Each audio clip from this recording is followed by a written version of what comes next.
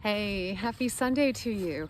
And it's Mother's Day. So happy Mother's Day to all the moms of two-leggeds, four-leggeds, furry and feathered out there. And I was thinking today about Mother's Day, and to me, what does that really invoke as far as thinking about if we were to celebrate the relationship of mom of, whether that's a plant, whether that's an animal, or whether that is in fact a kiddo. Nurturing is what came to mind. So I thought that perhaps we would maybe go ahead and challenge what Mother's Day means. And yes, I do very much hope that this is a day where you reach out and connect with the people that have maybe played that role in your life of nurturing you, and you take a moment to give them some gratitude and do something loving and generous for them. And if you have someone in your life who has been really that person for you, I hope they know that, okay? But I also think that there's some other ways that we could maybe lean into this whole beautiful emotion and sensation of nurturing and generosity. So, because it gives as much as it gets. So when you give and when you're generous, you're actually getting a lot of really positive energy back. But what are all the different ways that we might invoke nurturing? What about if Mother's Day also came to mean a time where you spent time nurturing nature and you gave thanks to Mother Earth, and you did something that was giving back, like a planting of a tree or spending time in the garden? So something along those lines, outdoor in nature, just simply enjoying nature and saying thank you to those beautiful things that are around you. So what are the ways that you can nurture nature? And you know that that's something that absolutely gives back. Lots and lots of neuroscience behind that.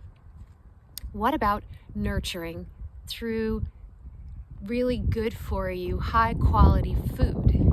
Okay, so nurturing yourself as well as people that you love and care about through high quality, good for you food. What about nurturing your brain and taking time to delve into something that grows your knowledge, or it is something that feeds your creative soul and stretches the other parts of your brain away from just the analyzing brain? Nurture your brain. Nurture your heart, that you come into connection with people that you care about, or your animals, or your plants. If you are somebody who's a green thumb, then you enjoy getting outside. So connecting, so nurturing that part of your heart that thrives with connection. And what about nurturing yourself? So I have a little twist on this one today. When I think of nurturing self-care wise for whole body, what about your emotional well-being? Your feelings, thoughts, and behaviors are impacted when you nurture healthy emotional well-being. So what this is, it doesn't mean that you're happy all the time. It means that you are able to notice, name, and acknowledge then how to move through emotions, positive or negative, as they arise. How do we nurture a positive, healthy emotional health?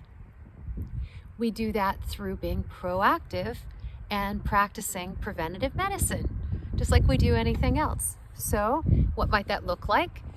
Well, it's about taking time to practice it, taking note of what is arising and where is it coming from. And we do that maybe just in small bites, okay? Rather than delving into it for the whole day. Maybe you do it while you're going out for a walk or for a run. Maybe you do it while you're cooking dinner or washing the dishes. Maybe you're in the shower.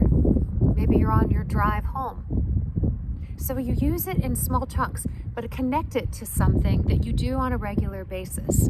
And during that time period, that's the time that you check in with your emotional self. What's there? What's going on? It may be helpful to journal it so you can keep track of where you're going and with what's going on in your life.